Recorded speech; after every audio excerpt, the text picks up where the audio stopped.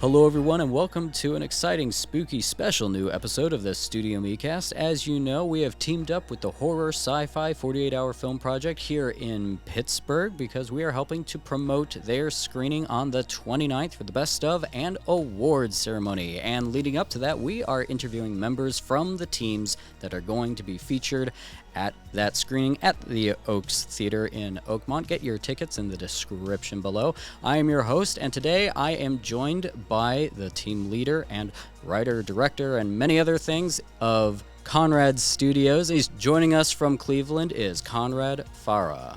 Thanks for joining me today.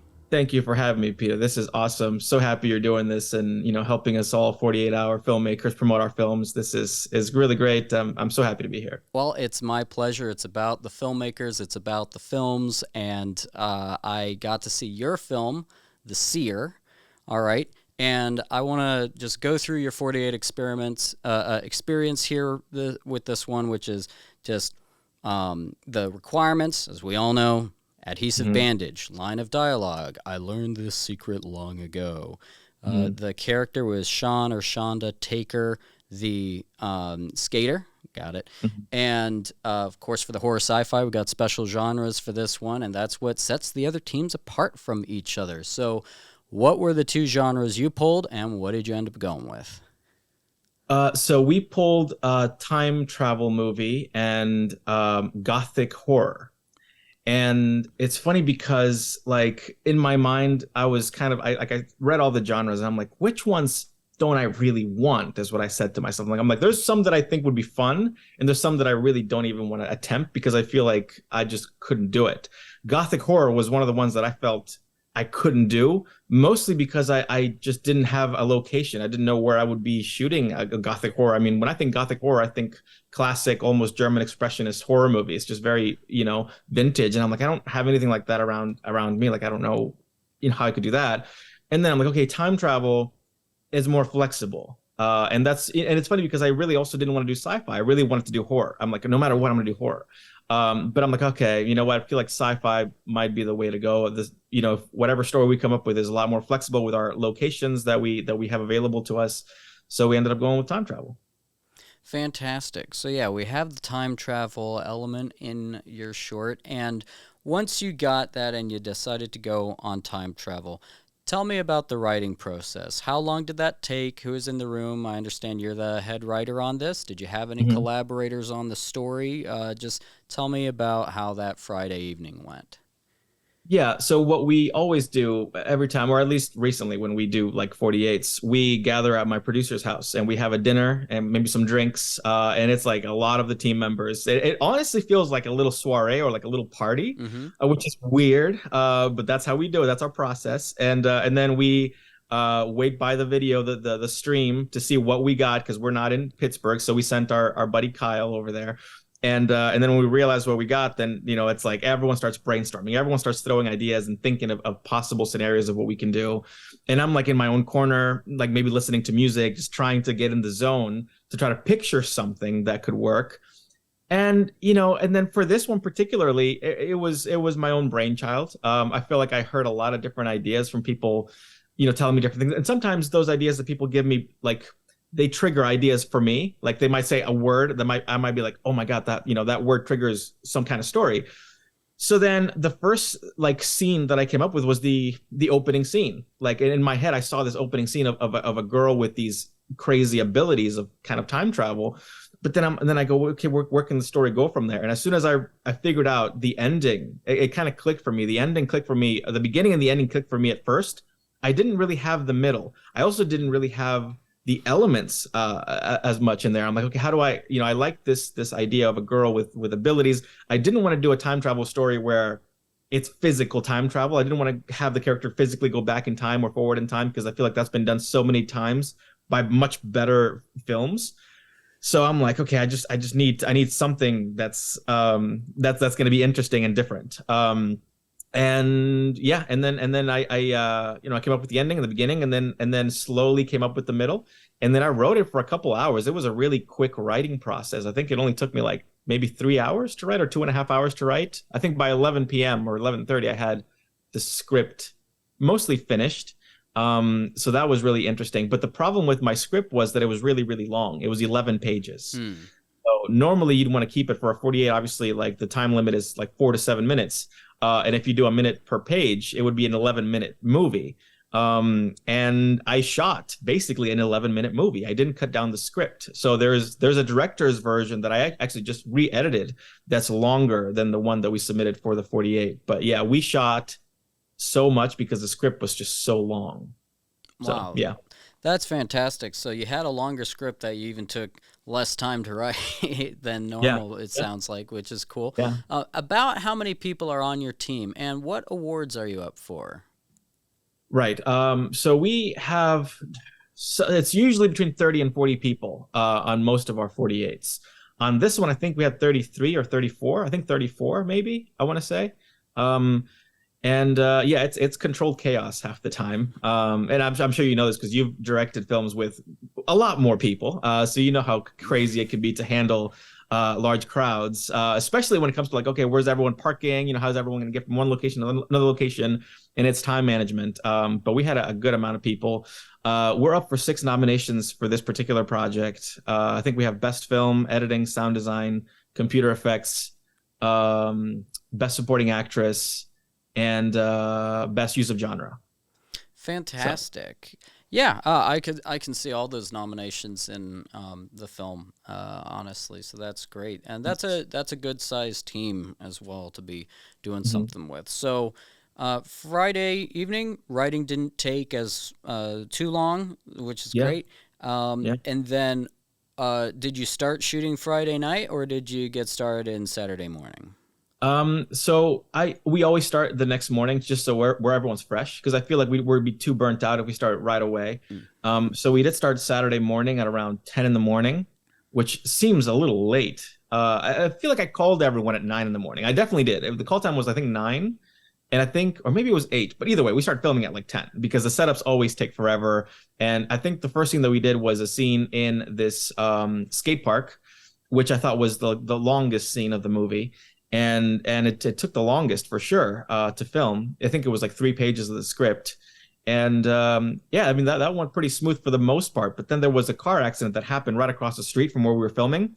And we heard it. And half of the crew saw the car accident happen. And it was this lady who just ran into, I think it was a pole, which it's funny because something like that happens in our movie as well, like someone running into a pole. And that actually happened in real life to us. And we had to like break for a good maybe 30 minutes. To make sure she was okay. Then the police was there, and then we had like all these police cars and ambulances, and we had the craziest sounds that we were dealing with. So we were delayed severely at that point because 30 minutes on a 48 because it's a race, you're already behind schedule. So and plus with an 11-page script, I was really struggling that Saturday morning, I gotta say. But we pulled through. Wow, thankfully. That's crazy to hear about. It's like when they were filming one of the climactic scenes in The Godfather. At the same time, there was a hit going on like a couple blocks away. That's pretty wild. When you started to say that, I'm like, did they like go over and get the shot of the car in the pole that way? I'm like, because right? I was pretty sure that was an effect, But that's, yeah, no, it was. That's wild. Yeah. So that was pretty crazy. So now you're writer, director. You produced this with a few people as well. Just give me a breakdown on all the roles that you have on this project. Yeah. So I wrote, directed, produced, edited, did sound design. And I shot this. So I was a cinematographer as well. What do you need 30 people for, man? You're doing all that. I know. Well, it's funny because, it sounds so crazy, I'm doing all these roles, but I feel like my team really does make me a better filmmaker. They keep me on track and they know what they're doing. I mean, I'm so confident doing all those roles because my team is just so good, working with me. And we've been working together for a long time. So like, it's just seamless with us, they know my vision. They know the way that I work and the way that I like to do things. So it's just awesome having them around. And a lot of the people that also came in as part of that team were extras. I think like a good 12, 13 of them were extras as well, that we just kept bouncing around like, okay, we gotta go shoot a funeral now, guys. Now we got to go do a wake scene. Now we got to go do the skate park scene. Mm-hmm. So people just kept bouncing around. So that's good. Yeah, it's great when you have a lot of people who are willing to show up for a 48, and you have those scenes that you can use everybody. Yeah. It's like Mm-hmm. that's something that in the writing process, like when just like coming up with the ideas, I've tried to be mindful about in the past is if we have a large pool of actors or, Yeah. then it's good to think like, all right, can we have a crowd scene in here? Can we how can we make sure that everybody's a part of it? Because you Right. don't want someone for a 48 to show up and block out their entire weekend and then do nothing. It's Exactly. it can be a bummer. It's a letdown because they want to be involved. So I think that's a great way to make sure that happens, and being able to have it have it be a recurring technique in your film is also, it just helps with the whole community aspect that makes the 48 such a unique Absolutely. event, I think. Yeah, it's inclusive, and we want everyone to have fun. At the end of the day, it's a fun weekend. It's not like people shouldn't take it that seriously, even though a lot of people do. But it's like it's to have fun with your friends and make a movie, and it's also a good experience to bring in new people that have never done this before, that want to get involved or that want to get their feet wet in the filmmaking industry, and we love to have those kinds of people, and big props to my producers who really, they're the ones that help me gather the extras and the big team. Like their job that week is like, hey, you want to participate this weekend, want to come hang out with us for for 2 days, and most people are just very willing, and very committed, and I love them for that.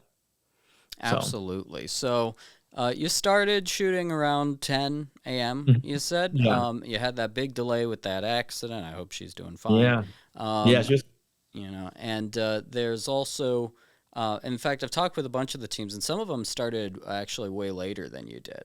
oh wow. Okay. Yeah. And, but you had, just tell me about, like, when did you wrap? All right. When did you get the last shot? I think we wrapped, I want to say at like 1:30 or 2 in the morning, on that Sunday morning, but we didn't fully wrap. I wrapped Saturday, and then I went to edit. So then I went to edit from like 2 in the morning or 2:30 up until 9 a.m. And 9 a.m. was call time for Sunday, because we still had a couple of scenes that we needed to shoot Sunday. But by that point, so we wrapped, and then I edited almost the entire movie except for the scenes that we hadn't shot. And then I realized something, Peter, when I was in the edit. I'm like, I'm already at 7 minutes. I'm already at 7 minutes, and I gotta do the 3 scenes. I had to do 3 scenes on Sunday, and I'm like, how am I gonna do this? And at that point, I had my producers watch what I had, and I'm like, okay, guys, what don't we need to tell this story? What can be cut out, and what do we need to shoot? So out of the 3 things that we needed to shoot, I think we cut out, or we condensed everything. So the film is about this friendship that kind of blossoms right between the 2 girls. We had 2 full scenes between them, like establishing their friendship a little bit more. And then we said, well, why don't we just trim those, or why don't we film them in very interesting ways, and we time it just so it can be like maybe 14 seconds long. Maybe this scene, which was originally a page and a half, what if it's just 14 seconds? Let's time it, because that's as much time as we have. So we literally had the 2 actresses do their dialogue, and I had the camera on a 18 mil lens or a 20 mil lens, just panning back and forth. I was wondering about that scene. I was like, okay, that scene was supposed to be like a minute. Yeah, and I'm just like, you know what? We have no time. We have to do this like really quickly, and I know that if I did like setups, it would take us too long. So I'm just gonna go like this, and I'm gonna just knock out the scene really quick, and it fit perfectly into our timeline. Yeah, and I'd say the film overall has this really, it has an energy to it that goes through a lot of it, and that was definitely part of it. It's like a lot of it's got this really, this really quick energy throughout all of it.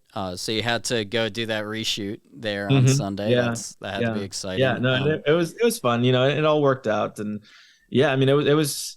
Yeah, we cut out what we didn't need. In fact, in the director's cut, there's a whole scene that's like maybe 2 minutes long that I didn't need at all, and I don't even know why I shot it, to be honest with you, because it doesn't make. I mean, it makes sense, but it doesn't add anything to the story. So I cut it out from the 48, and I'm cutting it out from what I'm calling the director's version as well. It's excess material that just doesn't add anything to the story. So for the director's version, do you prefer that one over what you submitted? I do, because it slows down the pace just a hair. It lets the movie breathe just for a little bit, because you did say it has the energetic pace, which I do like movies with energetic paces, and I think this one works really well. But there is moments that I'm like, oh, I wish we had 2 seconds here or 3 seconds here, and we just didn't have the time. Looking at the movie after we submitted it, I'm like, oh, I could have cut this scene down by an extra 4 seconds, and I could have put those 4 seconds into this scene. And then I'm start analyzing the whole thing, the day after. But of course, it's too late at that point. So I think this version is a version that's a lot more of what I intended. I feel like if I would have had an extra even 30 seconds, if the movie could have been 7 minutes and 30 seconds, it would have been just like the movie that I wanted people to watch. But I'm still very, very proud of the 48 cut. I mean, I thought, all things considered, from an 11-page script, it was pretty dang, compact. So yeah, you got it together. So now let's even just talk about, we have our constraints and all that. When were you able to submit? Oh, right. We submitted pretty early. We always submit early because I just edit really quickly. For our summer film, we submitted like 3.5 hours early. And you don't sorry to interrupt, but you don't start editing until after you've shot everything. Yeah. Well, as far as you did the one reshoot, fine. But but the way that you've been doing it, and the goal is shoot all of it, then you take it to edit. Yeah, okay. we shot everything, and then we started transferring footage and editing everything afterwards. And I just edit really quickly. And then we did the reshoots, but I was just plugging shots in at that point. And then just, color grading and sound designing and visual effects and music are being done while we're doing the reshoots and everything. But we submitted, I think, an hour and a half prior to deadline. But then that was like my original cut. And then I looked at it with my team, and I'm like, and they loved it. They're like, oh my God, it's great. We were done an hour early. And I'm like, are we done though? Are we and I'm like looking at it. I'm like, there's little tiny things that I'm telling you, Peter, no one would have noticed. Even now, no one would notice the little differences. So then I did another export because I'm like, okay, the color wasn't, good here. Or like maybe, this wasn't great here. And then I exported a new version that I was a lot happier with, or maybe it was, I think it was one more version. And that one, we submitted it was 7:29 p.m. It was a minute before the official deadline because I just kept examining it, and I'm just like studying it at this point. That's funny. So so you had the safety export, and then you got the more refined edition. The refined one, which I guess I'm telling you, no one would know the difference except for me. That one was submitted literally within seconds of the 7:30 deadline. Well, I mean, if there's anything you can do within reason to make, your film something that you'll be able to watch yourself, Right. It's worth it. There's some films that I was thinking about one of the first videos that I did like in high school, and I didn't even rewatch it. I was just thinking about it, and I was like, oh man, I was so proud of that. But now I'm like mortified that anyone would find that thing. It's I know like it's out there somewhere, but I'm like, I really but any kind of stuff you can do, and I was right to be proud of it at the time for where I was at, I did, but it's also, you work hard on that, and you got to be proud of it. I mean, and it's funny because I feel like we as filmmakers, we have like these like almost like beer goggles. As soon as we finish a project, we're just maybe so in love with what we did because we worked so hard on it. But then it's like, okay, maybe a year or two later, like then look at it, from a different point of view. And was this really good or was this really bad? Same thing happened to me when I did my first movie. I was 13 years old, thought it was the greatest movie ever made. I was like, this is the coolest thing. I'm going to be a filmmaker. That was like my first, like, my first like moment where I thought this might be something that I want to do for the rest of my life. And I literally made so many copies of that VHS, Peter. I sent it to everyone, all my family members, so proud of it, calling it the biggest movie ever. And everyone was like, Conrad, you did so great. This was awesome, man. You're so good. Keep doing more. And that, then I got bit by the bug of filmmaking, even though that movie is so terrible. Probably the worst movie anyone's ever made. It's horrendous. But, that inspires us. That gets us going to make more movies. So, I love that process. That's a great story. What was your first film about? Was it a short or was it? It was short. Yeah, I was, 13 with my friends, and I it's funny because I didn't want to make movies. I wanted to write. I wanted to write Harry Potter movies, or Harry Potter short stories. I was in love with Harry Potter, still am. And I did this little like fan fiction like series of like short stories, and I'm like, okay, I wonder if someone that I know who's a filmmaker could do one as a movie, or if I could submit this to Warner Brothers. I was always aspiring very high, even as a young, middle school kid. But then I'm like, okay, realistically, no one's going to make this into a movie. But, well, wait a minute. My stepdad has a video camera. What if I got my friends and we did this as a movie? And lo and behold, like I became a filmmaker after doing that. So That's great. Yeah, I love that. That's wonderful. So, you've been interested in story forever, which is yeah. awesome. You got into filmmaking subsequently, which is Hmm. also great. And Yeah. I don't think I know anybody who like has been bit by the bug, whoever like really got away from it Mm, exactly. Like, I mean, there's yeah. people who have, done something else with their lives for sure. Sure. But Yeah. I know one guy who's in his 60s who got bit by the bug and like would shoot stuff on film when he was in college, Wow. and then he went off and he did something else and he's still Yeah. a film guy. Like, You yeah, it just you just have those powers, so to speak, it's forever. I mean, irreparable. Yeah. you have that mentality, the storyteller mentality, which is fantastic. There is no anti-venom available. Exactly. So Yeah, our there isn't. And condolences to the vast majority of our audience here. yeah, So- but that's exactly. great.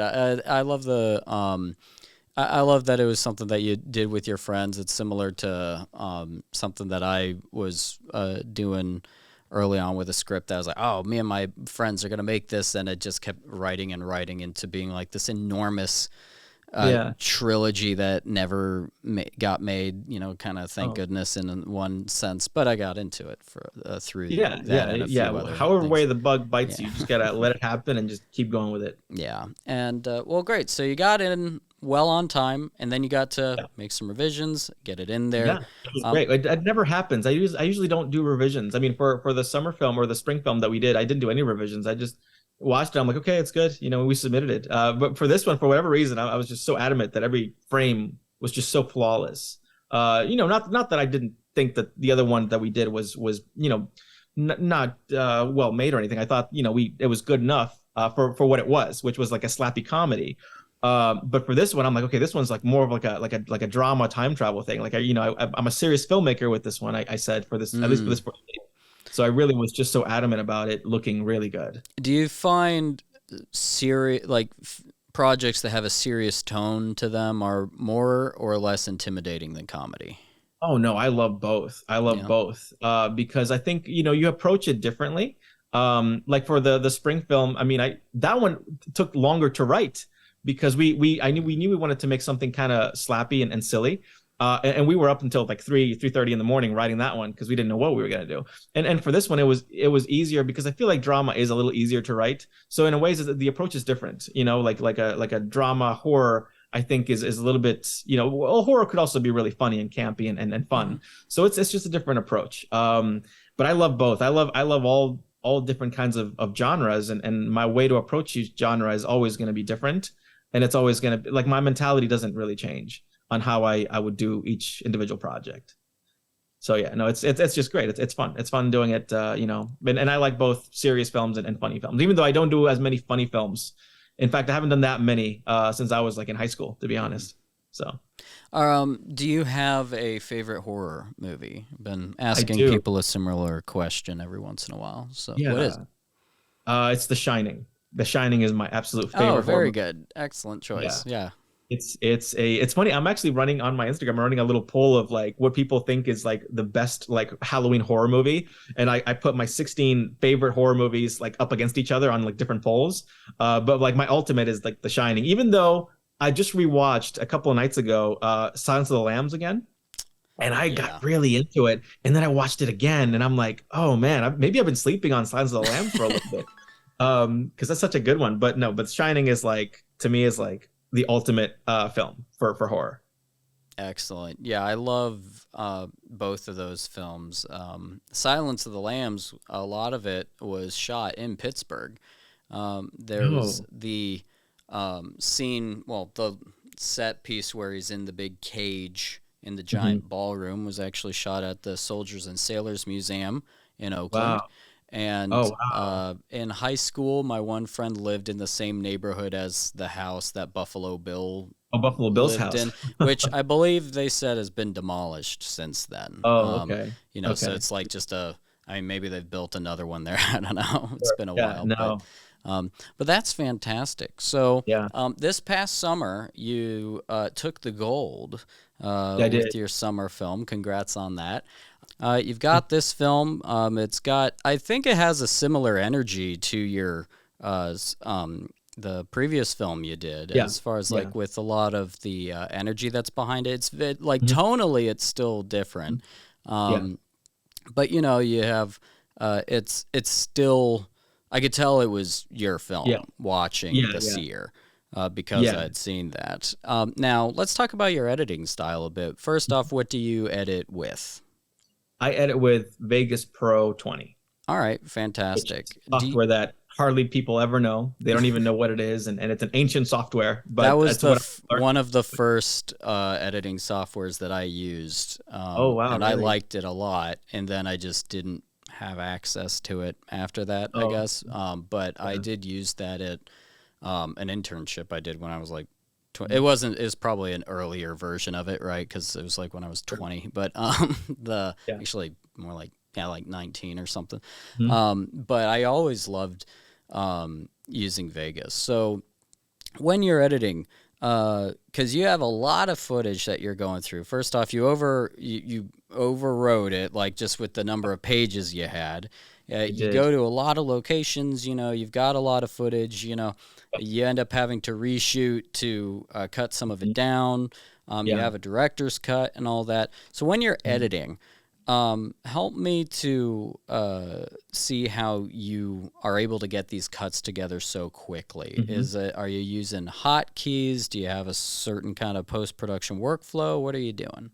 No, I mean, it's honestly so primitive the way that I edit, but I just commit to it. I really don't know. It's funny because like I'm still like I've been using Vegas since I was 16, and I'm still like learning new tricks about it, but I manually synced all the audio. So like we had about 250 takes, I want to say.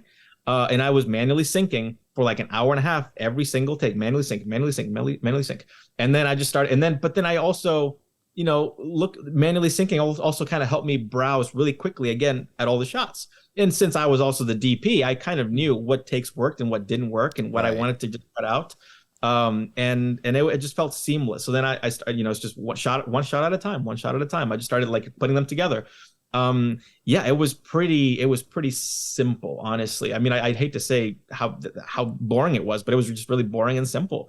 Very meticulous. And then, by 9 a.m, I think I spent like, 4 or 5 hours editing it. And then by 9 a.m, even though I was exhausted, I was a zombie, I couldn't process life.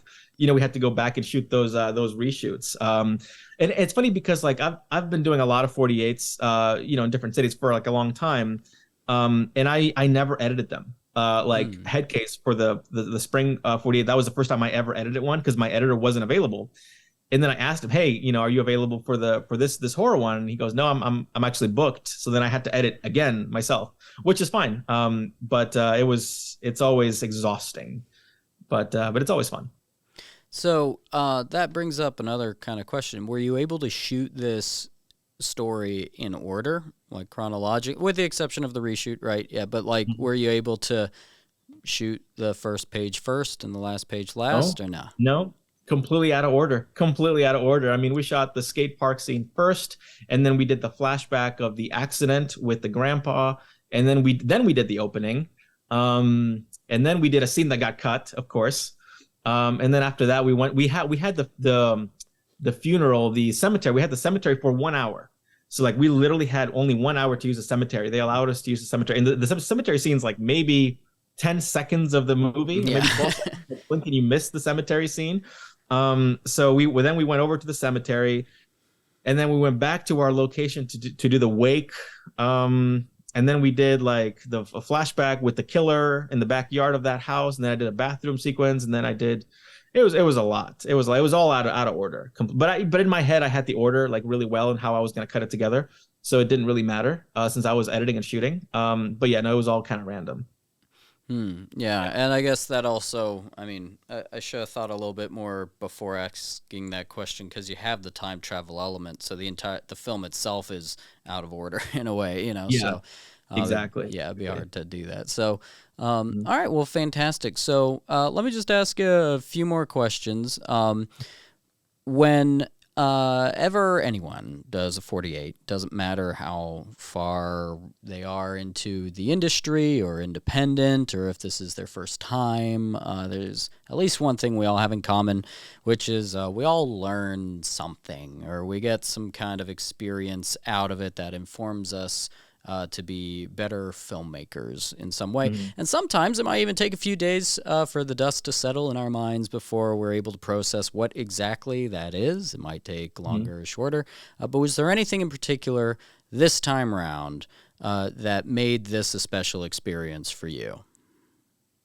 Yeah, I mean, it's always fun getting together with the team and just as making a movie just in general. It's always fun because I feel like, you know, when I was younger, I used to make movies every weekend and all the time with all my buddies. And now it's like, okay, maybe every once in a couple months we'll make a movie or like whatever. But for this one, what I learned and what I really kind of took to heart in this is being patient with filmmaking, because we had such a long script in such a short amount of time to do it. That I had to tell myself, just be patient. You know, it's going to work out. Like I kept thinking, you know, maybe if I go faster, if I rush this, maybe we'll get done faster. But then I'm like, no, just be patient. And then I had a good, solid team supporting me. My first AD, Dejana Williams, who was also my producer, just kept me on track. You know, and then I had Kanye and Dave, my other producers, telling me like, hey, you know, it's fine. Like we have time. We're doing good. Everything's fine.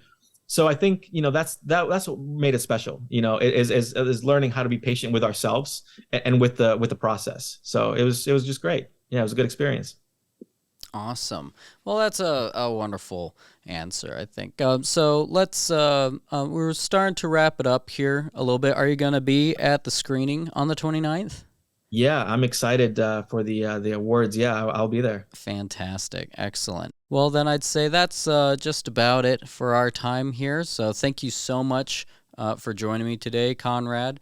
And to all of you people listening back home, just want to say once again, get your ticket in the description, in the comments, support the Horror Sci-Fi Pittsburgh 48-hour film project and these wonderful filmmakers. It's going to be a night of 13 original shorts. If you're one of those people who keeps saying, Hollywood doesn't make anything new and everything's just a remake or whatever, it's like you've got a chance to see 13 things you've never seen before, okay? And maybe they'll remind you of something you liked or not. Who knows? But just, you know, it's a good time, and I hope to see you there. We all do. So with that, hope to see you on Sunday the 29th at the Oaks Theater in Oakmont. Tickets in the description. Do it. All right. Bye-bye, everybody. Hey, I hope you enjoyed that episode. If you want to start your own podcast, why wait? Reach out to us at StudioME.me, and I hope you hear me again soon.